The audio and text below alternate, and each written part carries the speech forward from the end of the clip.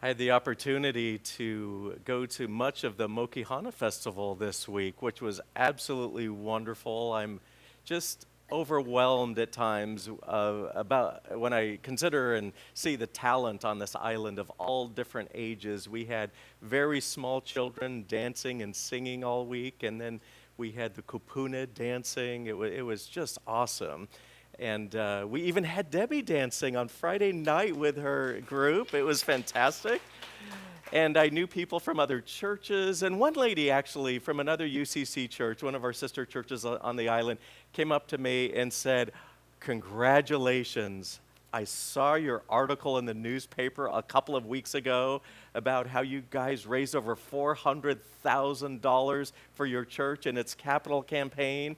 And she just said, I'm just astounded. How did you do it? And I thought, well, intermission's just about over. I've got like a minute here to explain, this whole thing to her. But I told her a few very brief things that I kind of tell everybody, because this isn't the first person who's seen the article that has approached me over the last couple of weeks asking, how did you do it? So I typically tell people, first of all, I'm the pastor of a very generous congregation. I mean, there's no other way to explain how so much money came in over this 4-year period. And then I said, we're joyful, we focus on joy. It's not about guilt, it's not about forcing people to do anything that they don't want to do already. And then I told her really briefly, for about 6 years, was a fundraising consultant for a firm in Dallas, Texas. And it was while I was there that I had really good training in terms of how to raise money. But as I thought about that, it occurred to me that even more important than the logistics of raising money, it was the philosophy and the theology of stewardship that really allowed me to be successful in what I did.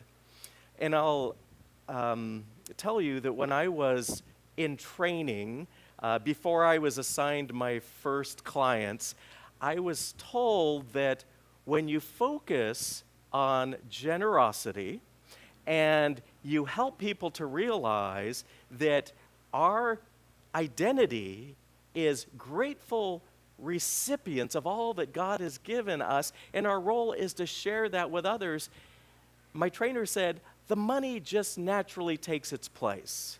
And so don't ever focus on money first. Focus on all that God has given you. Focus on the generosity and the many ways that you express that back to God and to church and to community. And then be really clear about what you need and what your vision is. And the money will take care of itself. And from that point on, I really never worried about the money. It just came in. It came in often at levels that were much, much higher than I ever imagined. And so I learned things about how it's so important to inform people about what you're going to be asking for, whether it's money or something else, involving people so they have a sense of connection, inspiring people with stories and allowing people to share their stories and their sense of connection to the particular community, whether it's a church or an interfaith group or a diocese or whatever, and then inviting people to do something big, something that would bring them great joy. So I just often share that with people. That's my background. That's how I approach anything that has to do with whether it's fundraising or getting people to say yes to a project or just talking about stewardship like we do every year. The other thing that I didn't really spend time with this particular lady on a Friday night at the Mokihana Festival was that about 10 years ago, I went to a retreat led by Liz, who wrote The Soul of Money, and also Gail Larson, who writes about storytelling. And the whole retreat up in Woodside, California, was about raising money by connecting with people through storytelling. And it was a fantastic time for me just to understand a new way of thinking about stewardship and fundraising. But I want to tell you, Lynn Twist is one of my favorite people in the world, and I can't believe that I had the honor of sitting at her feet with a small group of people. There may have been a couple dozen of us, but the group was small enough that all of us could speak and talk with her, and she would speak back to us. And I think it was a 4-day retreat. And Lynn Twist is this amazing person who believes that if we want to, we can end world hunger, and we will. And that's how she approaches fundraising for hunger, to end hunger. She just tells people, we're going to end world hunger. Join me. This is what we're going to do. And she has met with some of the most amazing people in the world. I'll never forget how she talked about how she went and visited with Mother Teresa. And she sat at Mother Teresa's feet and just wanted to learn from her. And she watched Mother Teresa. And I just was amazed that here I am speaking with somebody that had that kind of a relationship with Mother Teresa, the Mother Teresa. And then she talked about the Gandhi family. Yes, Mohandas Gandhi, Mahatma Gandhi, his children and grandchildren, and how she had spent time with them in India. And how she had spent time with people who were the indigenous people of Ecuador and of the Amazon, and how they truly needed to hold their identity together as Western civilization, and people from all over the world were focusing on the Amazon as some kind of commodity. And to them, the Amazon was life. It was everything. And so she spent time with poor people. She spent time with some of the wealthiest people in the world. And she wrote a book called The Soul of Money. And I'll just tell you that listening to her was transformational for me. But also rereading this book again reminded me so much of the power that money has in our lives. And it can be a very negative thing, or it can be a very extremely positive thing. So right away, I think in the introduction, Lynn Twist starts talking about the dark side of money. And when people start worshiping and serving money, everything seems to go wrong. And there's no joy. Because you know what? You can never have enough of it. If that's your goal in life, is to have more and more and more money and to accumulate as much as possible for you or your family or your tribe or your people or whatever, you're never going to be happy. It just is never going to happen. And yet she talks about, on the flip side, money can be some of the most freeing and invigorating things in our life. And she says that even the smallest amount of money given according to who you are and your highest ideals and commitments can be immensely healing.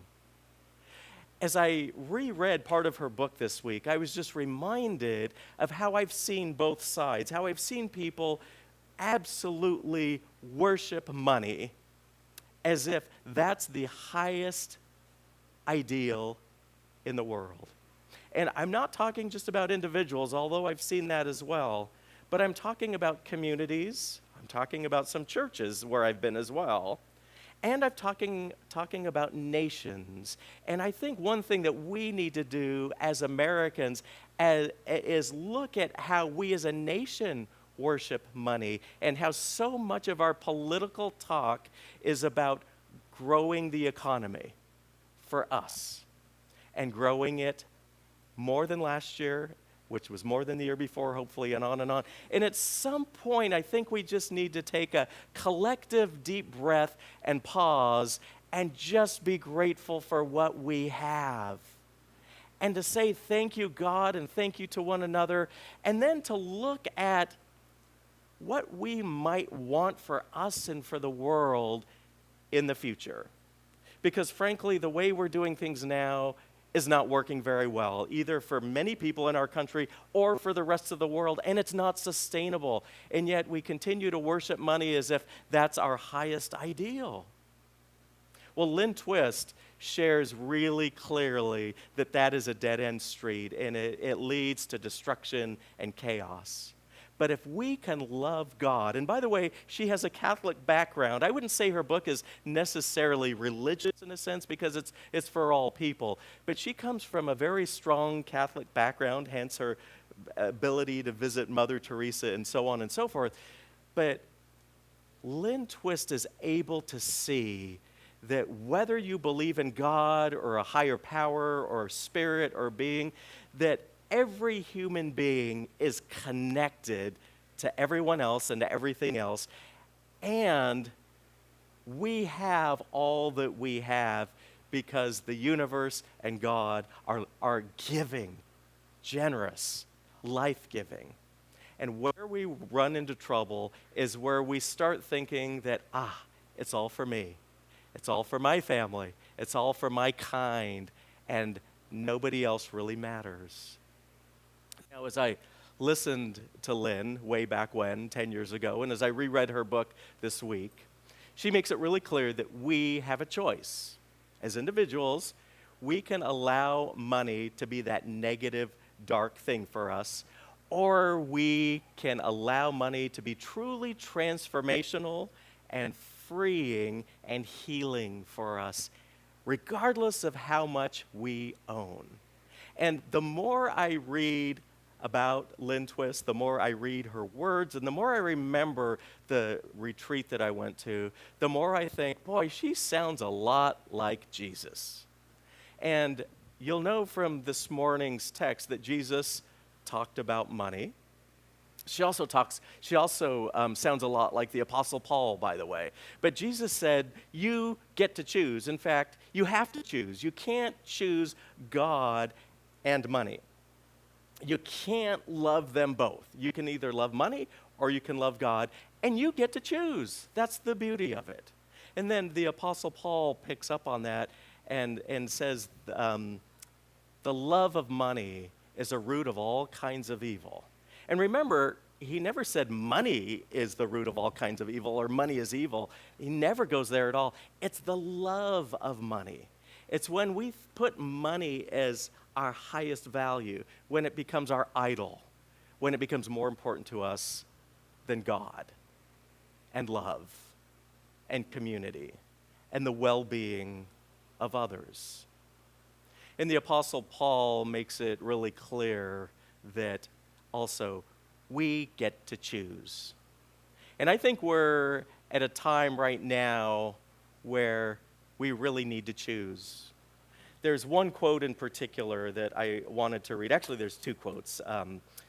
One is when Lynn Twist says that there is immense healing power in even the smallest amount of money when we use it to express our humanity, our highest ideals, values, and commitments. And then she goes on to say, believing as I do, that redesigning our relationship with money will be the key that transforms the condition of life, both physical and spiritual, for all of us in the 21st century. And by the way, if you like this, you can get this book on Amazon. I highly recommend it. But it's this idea that we get to choose what our relationship with money is going to be like.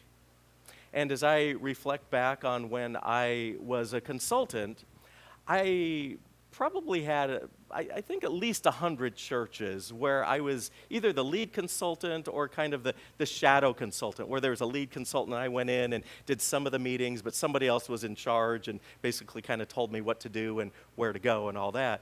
But I just think back on those 100 or so churches and think I learned so much from every one of those. And I often wonder if they learned as much from me as I did from them. And basically, I would just present to them the option of allowing what they owned and who they were to be received as gifts from God. And in response, to give joyfully and lovingly and to see what happens. And I'll tell you, I just was so thrilled that so many of those churches and so many of my past clients just blew over the top of their goals, one after another after another. And I think that we can live like that every day. It doesn't have to do with a capital campaign or even a church budget. It has to do with who we are in life and how we walk through life on our journeys. If we walk through thinking that, Everything is scarce. I need to accumulate as much wealth as possible. I'm going to keep it for myself. I'm never going to give it away unless I have too much, and that never happens. Or we can just say, everything I have is for joy and generosity. Everything. Oh God, what will I do? And the questions are, what will I do with all the resources that God has given to me? Who am I being with all of this that God has given to me? Where is the Holy Spirit calling me to go with all of the blessings that I have? And when, if not now, then when? Some of you have heard this story before, but it's such a good story. I'm going to share it again because I think it's so appropriate for today's lesson. I think it was a few years after I was to fundraising. I was in the Dakotas. It was like right on the North and South Dakota line, and there was this great big Native American reservation, and it was a part of a much larger capital campaign. It was a Catholic diocese, and basically the bishop said, here's what I expect from all my churches. I want you to raise this amount of money based on the percentage of your income, blah, blah, blah. And so I had never worked with a Native American church before. And I thought, I'm going to ask my supervisor if there's anything I need to know. So he asked either the bishop or one of the bishop's key people in stewardship or fundraising or whatever, and they said, oh, it's one of those Native American churches, just whatever they can give will be fine. And I thought, that's just kind of rude. I thought, I bet there's some people there that would take offense at that. And so I approached the Capital Campaign Chair and the prayer leader. It was a husband and wife team. And I said, this is what the bishop is asking for all the churches in terms of his expectations and, what to expect from people. What do you think? And I'll remember that man saying, if it's good enough for all the white churches, then it's good enough for us. We are going to set a goal just like the rest of them. And so his wife, who was the prayer leader and a part of all of this conversation, began praying. And I always told people when I was doing capital campaigns, involve the children. If there's families in the church, where there almost always are, involve the children. See if they want to take part in it. So this lady who was the prayer leader and her husband, the capital campaign chair, had these children and shared with them what was going on at their church and why it was so important. And I'll tell you, I've been to a lot of churches in my life. And every once in a while, I'll get to a church where my heart sinks because of the disrepair of the buildings. I almost have to hold on to something because it's just so sad. You wonder if the building's going to fall in on you. It needs so much help, and so much money needs to be raised to put this building back together. And so I asked the prayer leader and the capital campaign chair, this married couple, can we just begin by praying about what it is that God wants us to do? And they took my advice and shared with their children about what they thought was really important for their church and how everything that we have is a gift from God and what might God be asking us to do for our church at this time.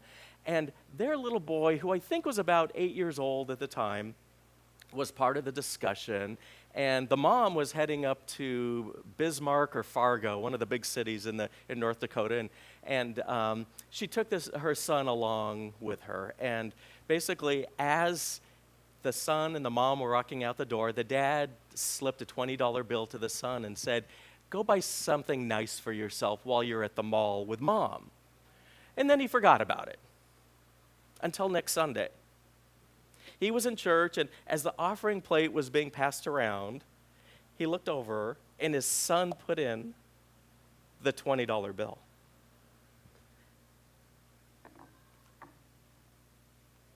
It caught him off guard. And at lunch that day, he said to his son, I saw you put $20 in the offering plate. Was that the money I gave you to spend on yourself at the mall? And the son said, well, yeah, like so.